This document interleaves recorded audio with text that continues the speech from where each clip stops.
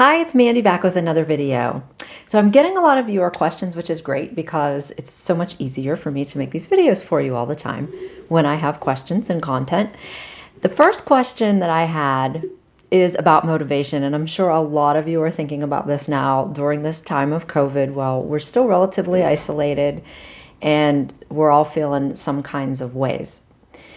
Let me start by talking about introverted personalities and extroverted personalities. If any of you are familiar with the Myers-Briggs Test, the 16 types, you can go online and find it for free to take it, especially now that you might have some time on your hands. It's about 100 questions, I think.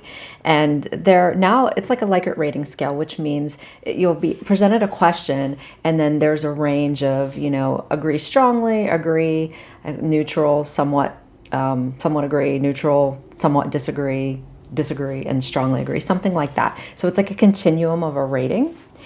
And a lot of people, when I suggest that they look this test up, which I do with most of my clients, they're always like,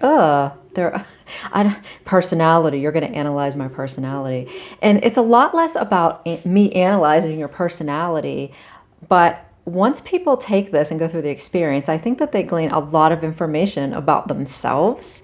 And especially when partners take it, they come to a point where they have information about each other's personalities where they may have known that before, but it kind of puts it into a framework. The other good thing about taking this little test is not really a test, it's just a rating scale, is to compare and contrast yourself with respect to other people and where your strengths come into play when you interact with other people, and where you aren't so strong in some areas. And oftentimes opposite Myers-Briggs types can work very effectively in different situations, but it's really helpful to know, I think, a little bit more about yourself and about how you work.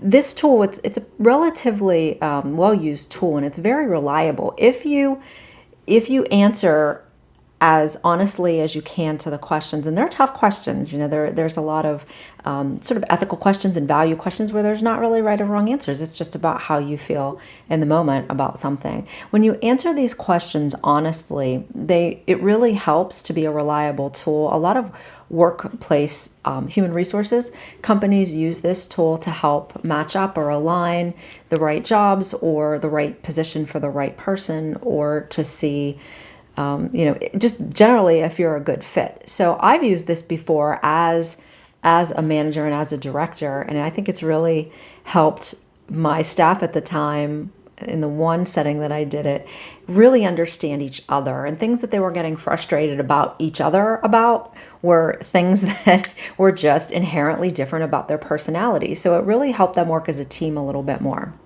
So where am I going with all this? The first indicator of the Myers-Briggs is the concept of the continuum on which you fall into the introverted personality range or the extroverted personality range. And being an introvert or an extrovert, I hear these terms thrown around all the time, but I'm going to quote one of my mentors, David Gruder, who explains this so well, and I'm not going to get his words exactly right, but he really emphasizes about how being extroverted is where you glean your recharge from, or your inner strength. So if you're feeling a little bit drained or down, if you're extroverted, if you're more extroverted than introverted, then you glean your energy from, bouncing ideas off of other people, being in the company of other people, being in larger social situations, and those kinds of things. Not to say that you don't like your alone time. And I think that that's, again, another misconception. Just because I fall more on the extroverted side doesn't necessarily mean I don't like to be alone. And again, that's why it's a continuum now instead of just kind of, all or nothing. Being an introvert means that you're going within to solve your problems and recharge and glean your energy and sort of tease everything out for the day, if you will, within yourself. So it's more helpful for introverts to be on their own to figure those types of things out, where extroverts need sort of the company of others or outside stimulation from other people to recharge. So that's really the difference. Again, introverts, not necessarily, if you're more on the introverted side, doesn't mean that you just don't like people and you don't like to do things with people. It can, but again, we're on a continuum, like I talk about the bell curve. So this is introversion and extroversion based on the Myers-Briggs, and I'm going to say more about why I made this video in videos to come because it lays the groundwork. Okay, thanks for watching. See ya.